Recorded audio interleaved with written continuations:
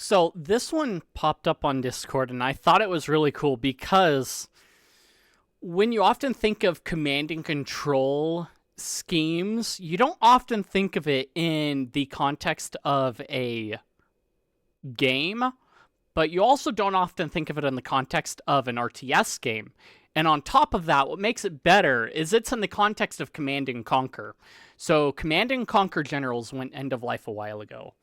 And in the process of that, someone decided, hey, we're going to this hackathon thing, and let's use Command and Conquer's Generals as our test bed to see if we can, exploit something. So this is the case here. So Junkyard is an end-of-life ponathon where researchers bring zero-day vulnerabilities to end-of-life products, be it hardware, software, firmware, or a combination of the 3 points. 3 points are given based on impact, presentation, engagement, and quality, and overall silliness. The event is held during DistrictCon, a relatively new information security conference held yearly in Washington, D.C. We loved the idea of the event, and we're eager to identify potential targets to contribute. Command & Conquer Generals fit the bill as both interesting and end-of-life. When we first started the project, we were kicking around ideas for fuzzing the network layer, but once we spent a little bit of time with the code, we found there really was no need. So, as we get into it, basically it kind of starts out as, you've got the different code components. So the game, they kind of talk about, the game opens up a couple ports, 8086 and 8088. And these two ports basically have kind of two main purposes. 8086 is their lobby port, and 8088 is the, I believe, standard game port, if I remember correctly, where the game sends all the game state data and all to the other players.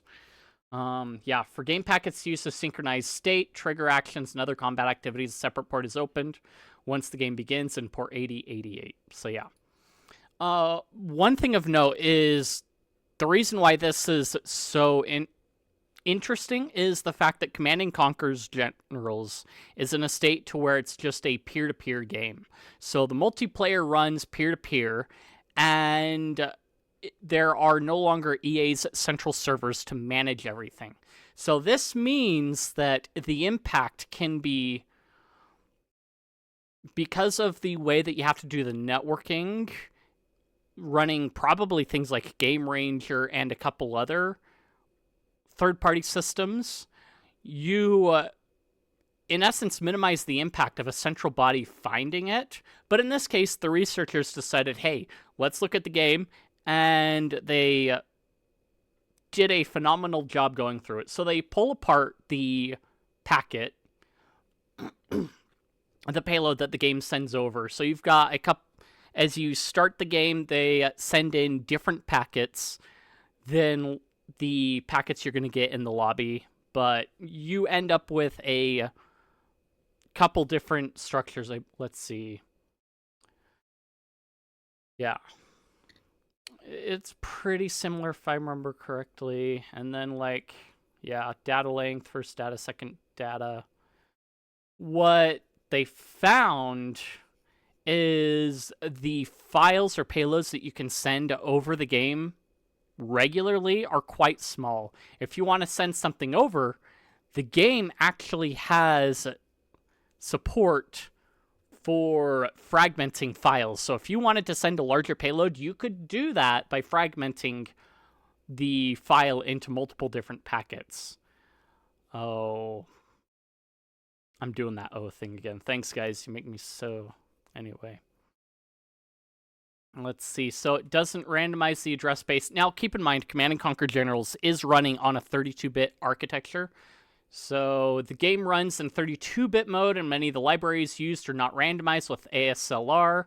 This means that this bug alone was sufficient to gain code execution on a remote machine. While game packets do have a limited length, they do also support a fragmented packet format that allows for larger payloads through a net command wrapper list object with no client authentication and a simple static XOR for encryption.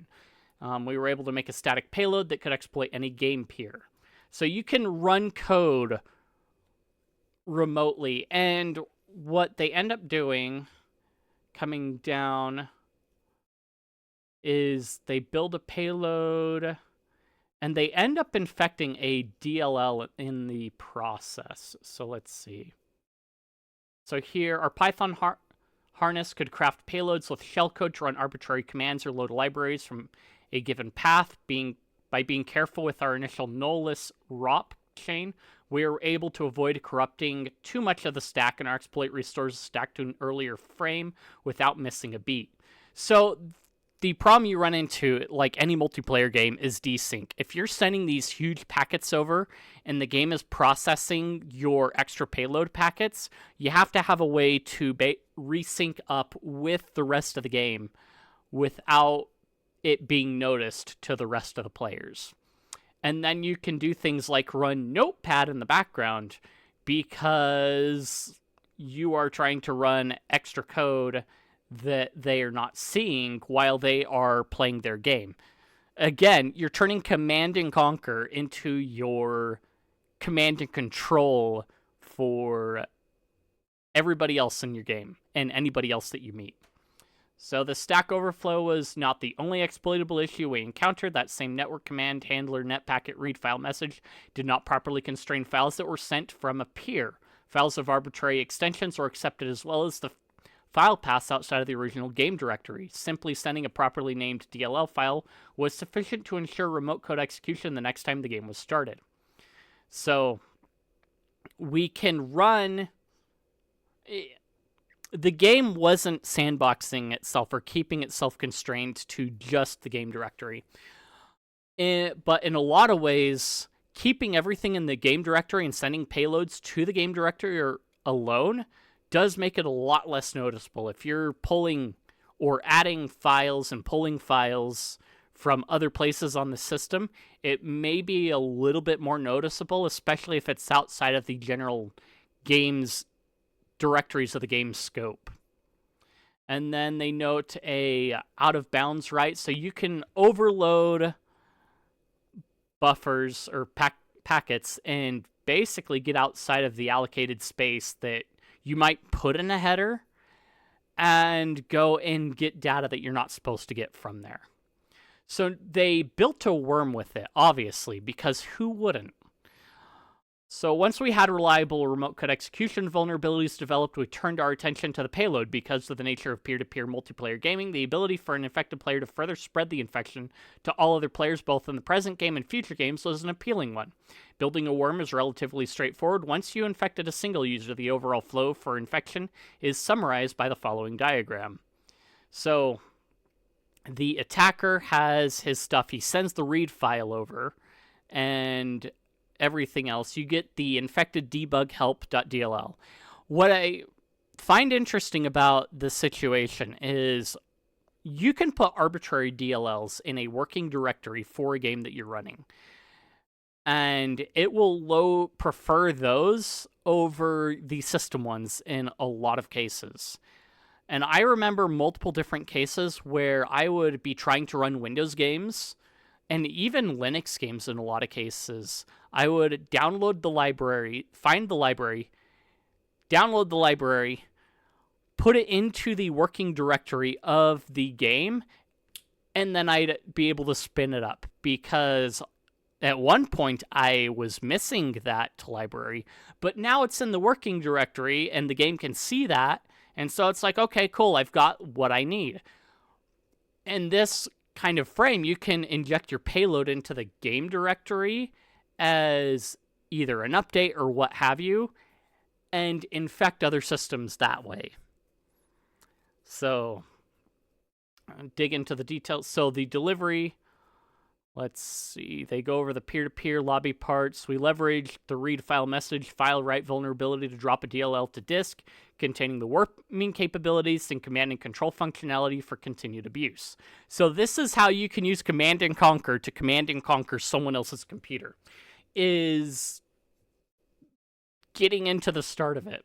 It's dropped into the root folder. Again, like I said, the working directory root folder of the game that you're going into.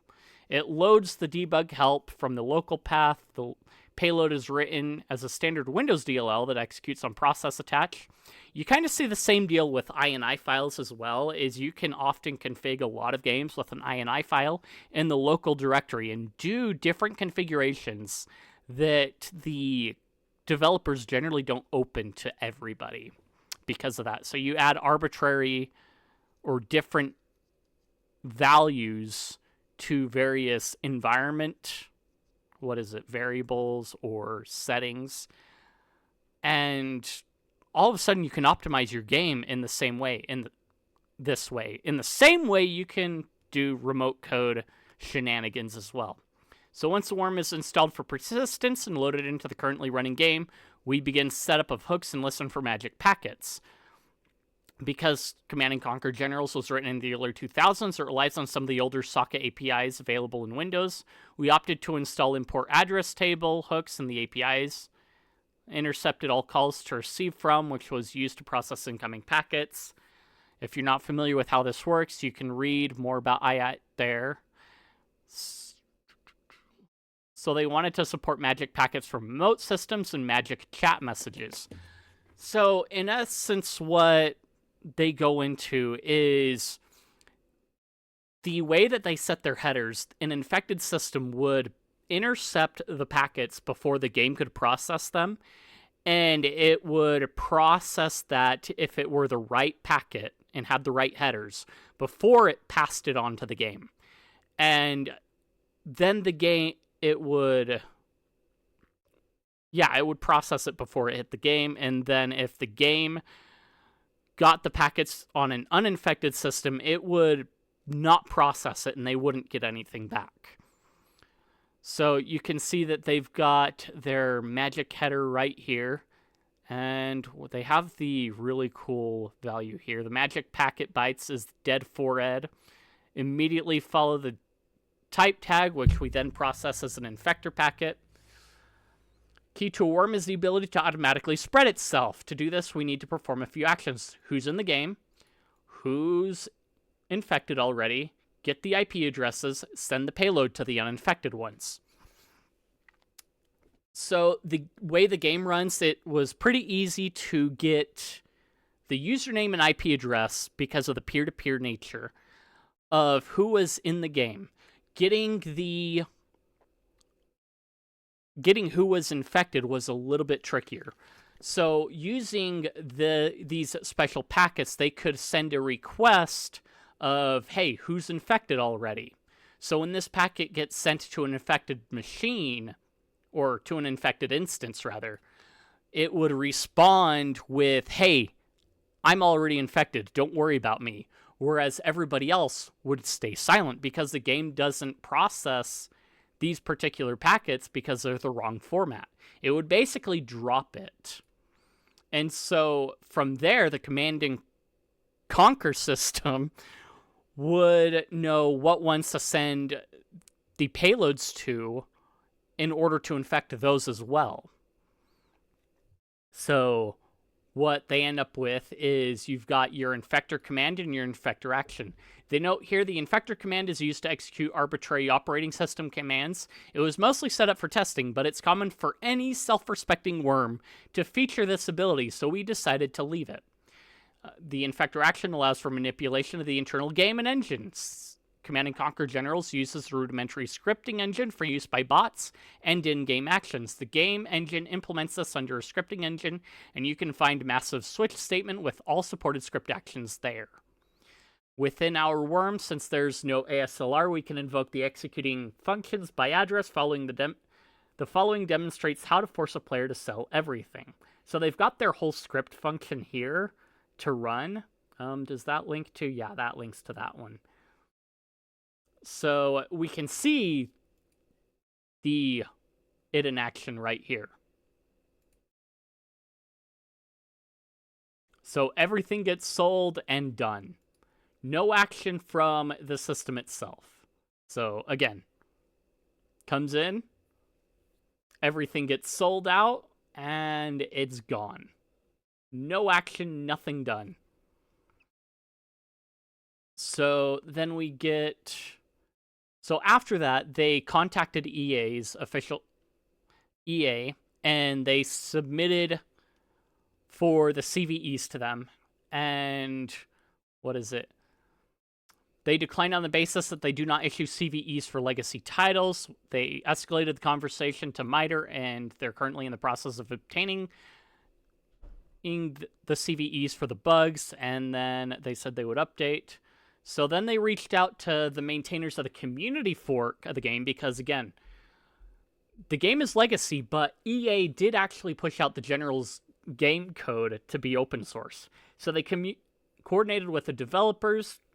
The developers were already aware of the issue by December and had made appropriate patches. The researchers basically pushed, hey, this is more severe than like EA wants to think, and they got the issues pushed a little bit further. So you've got the read file memory corruption patch, fragmentation memory corruption patch, and the file extension validation patch, which both block off these remote code execution exploits. So you've got the timeline here. The Atredis Partners sends the initial notification to the vendor. EA confirms receipt of the reports, requests additional platform information, validates the vulnerabilities, assigns 2 high severity and 1 medium severity, follows up with questions on remediation and disclosure, provides clarifying information on disclosure and patching, and then they contacted Legionnaire to start community disclosure over Discord. So EA, rather than doing it themselves, basically the community stepped up like anything else. And it's noted here, we want to thank the community developers for their quick response and fixes. It is amazing to see the effort and passion that goes into keeping games like this one alive. And in all of this, it really comes down to the community. When legacy games, either the company dies out or the current owning company doesn't manage it anymore, community patches come in and save the day in so many aspects. And if more games would open source their engines after they go legacy, we would see a much larger and richer environment of gaming where people are actually enjoying games. Like, look at Total Annihilation. They didn't open source the engine, but it was very moddable, and it's still alive to this day. Even the old Skyrim engine is still alive and moddable to this day because of the community around it. Now, if you happen to play Command & Conquer Generals, the link here, the repo here, should have a fix for those remote code execution vulnerabilities. And let's see. And it looks like they push out updates weekly. But this means... So you can go and buy the game data and then plug it into here. And let's see. So they've got Chinese build and then the standard build, it looks like. So yeah, they do push out updates weekly. It looks like it's pretty cool that it stays alive because of the open source nature. We see that, again, the same thing with Doom. Because of the open source nature, new engines are able to be built. Even new games are built on top of that engine. And it's only a matter of time before I think we see even more cool things. OpenRA, the likes. But don't go and get yourself Command & Conquered by using the legacy code. Use the updated code where the community is actually managing it and keeping it up to date, making it work on your modern system. If you liked the content, if you enjoyed it, if you think I deserve it, like, comment, subscribe, leave any criticisms you have or what have you. I appreciate it. Feed that algorithm, like I said. And I will see you guys in the next one.